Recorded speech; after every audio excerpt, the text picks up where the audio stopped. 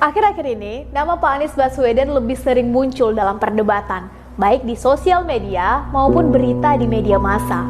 Ada yang protes terkait kebijakan PSBB-nya, ada yang menyalahkan kenapa dirinya tidak mengambil kebijakan lockdown sedari dulu. Ada yang menuduh beliau sebagai penyebab dari kerugian 300 triliun dari rontoknya saham, dan ada juga yang menyalahkannya sebagai penyebab dilarang masuknya WNI oleh 59 negara. Ya, nama Pak Anies memang seolah menjadi sasaran empuk untuk menjadi kambing hitam dan disalahkan. Bahkan muncullah istilah baru, semua salah Anies. Lalu muncul pertanyaan, benarkah semua salah Anies? Untuk menjawab pertanyaan ini, kita semua perlu memahami bahwa menjadi kepala daerah yang sedari awal terlihat sebagai pemimpin yang sigap dan berani ambil sikap, bahkan ketika rencana penanganan COVID nasional masih belum jelas, tentu membuat harapan banyak orang bertumpu kepadanya. Harapan yang terlalu tinggi tentu juga bisa membuat sebagian orang kecewa, karena tidak setiap kebijakan bisa menyenangkan semua orang.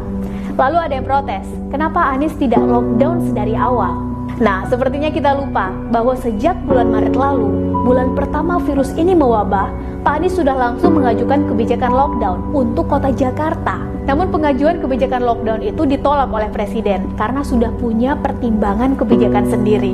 Jadi yang menolak kebijakan lockdown itu bukan Pak Anies, melainkan Presiden. Lalu benarkah kerugian 300T dan ditolaknya WNI dari 59 negara juga salahnya Anies?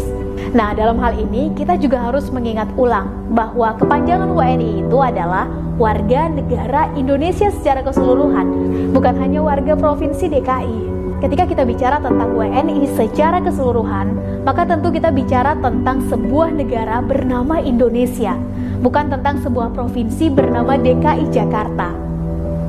Dalam artian, ketika kita ingin mendapatkan lagi trust atau kepercayaan dari negara luar, maka mari tunjukkan bahwa kita sebagai sebuah negara secara keseluruhan benar-benar serius dan dapat dipercaya menangani COVID-19 ini.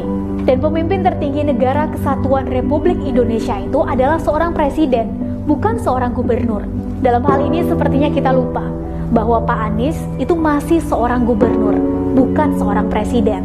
Andai suatu saat nanti Pak Anies menjadi seorang presiden, maka bolehlah semua tanggung jawab tadi kita arahkan kepadanya. Yang jelas, menjadikan Pak Anies seolah sebagai sasaran paling empuk untuk dijadikan kambing hitam, baik oleh para menteri, anggota dewan, dan lain-lain, tentu tidaklah bijak.